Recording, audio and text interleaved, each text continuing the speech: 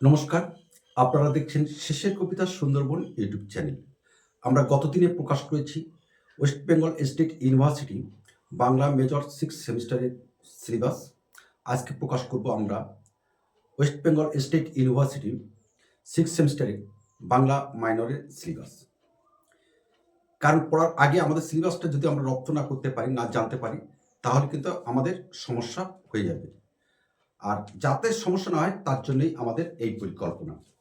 তো তোমাদের প্রথমেই আজকের ভিডিও শুরুতে তোমাদের বলে রাখি, তোমাদের 4টি ইউনিট থাকবে।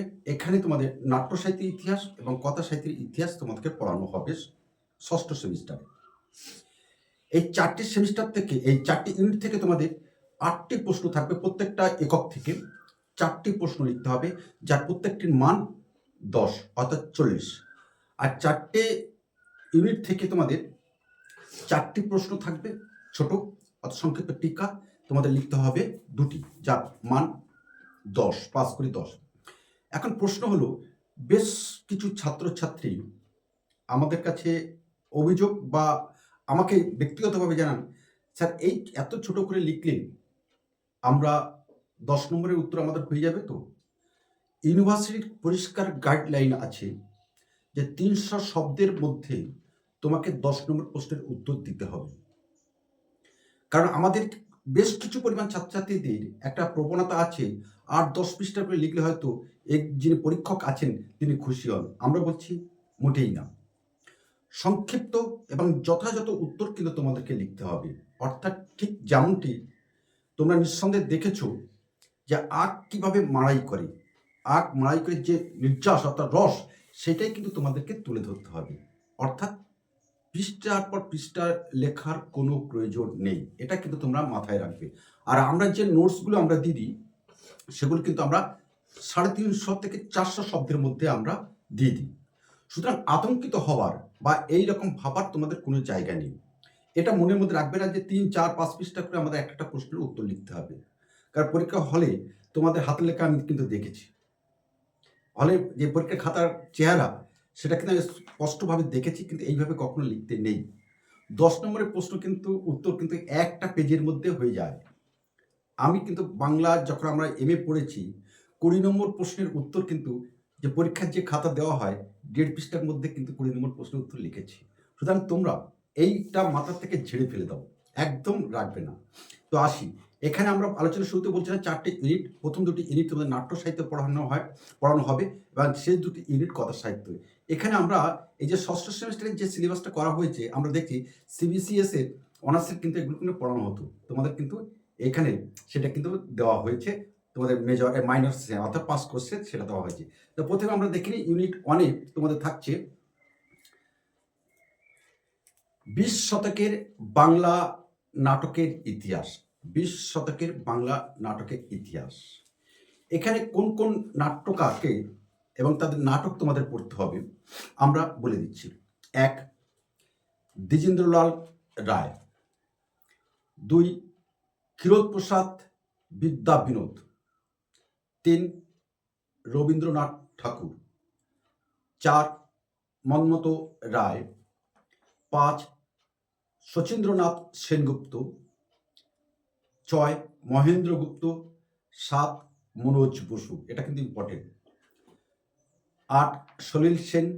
9, তুলসী লাহিড়ী, খুব ইম্পর্টেন্ট, এবং ছেঁড়া তার, এটা কিন্তু আমাদের টিকায় আসে। বিজন ভট্টাচার্য, বিখ্যাত নাটক, নিঃসন্দেহে আর বলতে হবে না। শম্ভু মিত্র, উৎপল দত্ত, বাদল সরকার প্রমুখ 20 শতকের উল্লেখযোগ্য নাট্যকার ও তাদের রচনা তোমাদের পড়তে হবে। অর্থাৎ 1, 2, 3, 4, 5, 6, 7, 8, 9, 10, 11, 12, 13, 14 জন নাট্যকার সম্পর্কে তোমাদের পড়তে হবে এবং তাদের নাটক তোমাদের জানতে হবে। বিষয়টা কিন্তু মোটেই সহজ নয়, আবার জটিলও নয়। আমরা ঠিক পরীক্ষার 1 মাস আগে সাজেশন প্রকাশ করে দেবো, একদম টু দ্য পয়েন্ট সেই সাজেশন আসবে। বিগত সব পরীক্ষাগুলো প্রমাণিত হয়েছে সেটা। ইউনিট 2, এখানেও পড়তে হবে 20 শতকের বাংলা নাটক পাঠ। এখানে পড়তে হবে তোমাদের চন্দ্রগুপ্ত, দ্বিজেন্দ্রলাল রায়। ইউনিট 3, এখানে তোমাদের পড়তে হবে 20 শতকের কথা সাহিত্যে ইতিহাস। এখানেও এরকম হয়তো 14-15 জন উপন্যাসিক গল্পকার সম্পর্কে তোমাদের পড়তে হবে। দেখি কি আছে। একে পড়তে হবে রবীন্দ্রনাথ ঠাকুর, প্রভাত কুমার মুখোপাধ্যায়, শরৎচন্দ্র চট্টোপাধ্যায়, বিভূতিভূষণ বন্দ্যোপাধ্যায়, তারাশঙ্কর বন্দ্যোপাধ্যায়, মানিক বন্দ্যোপাধ্যায়, অর্থাৎ 3 বন্দ্যোপাধ্যায়, সতীনাথ ভাদুড়ী, আশাপূর্ণা দেবী, সুবোধ ঘোষ, নারায়ণ গঙ্গোপাধ্যায়, সমরেশ বসু, মহাশ্বেতা দেবী প্রমুখ 20 শতকের উল্লেখযোগ্য সাহিত্যিক ও তাদের কথা সাহিত্য পড়তে হবে তোমাদের। এটা হচ্ছে ইউনিট 3। ইউনিট 4 এবার তোমাদের কি পড়তে হবে? ইউনিট 4 তোমাদের পড়তে হবে 20 শতকের কথা সাহিত্য। এখানে তোমাদের পড়তে হবে ছোট গল্প পড়তে হবে এবং উপন্যাস পড়তে হবে।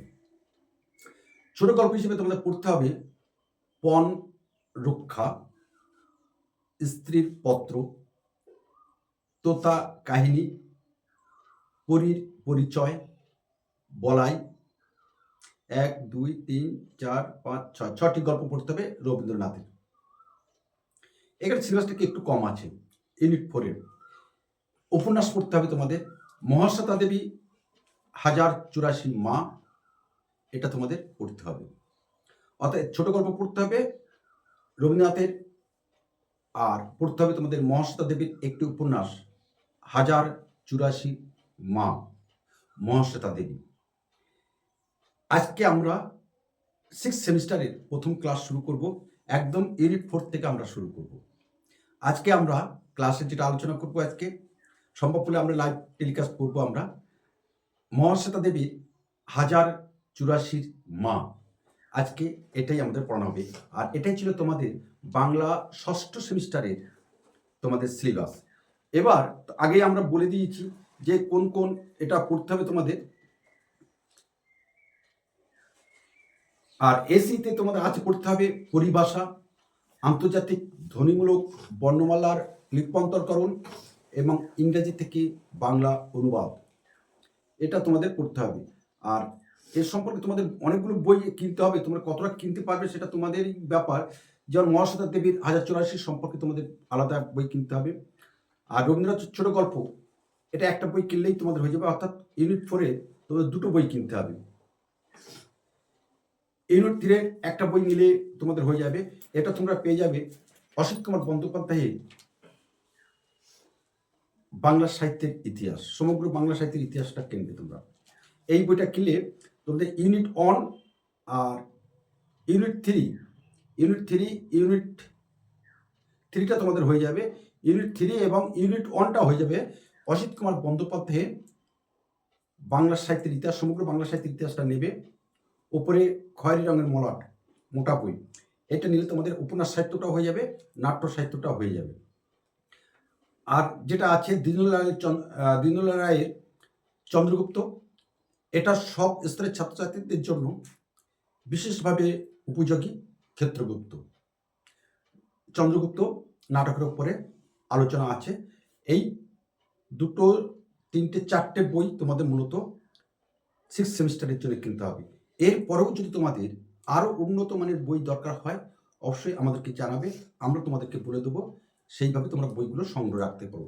আর খুব যদি তোমাদের অসুবিধা হয় তাহলে আমরা বলি, যারা কলেজ স্কোয়ারে যান, কলেজ স্কোয়ারে গিয়ে একটি দোকানের সন্ধান আমি বলে দিচ্ছি, খুবই ভালো ছেলে।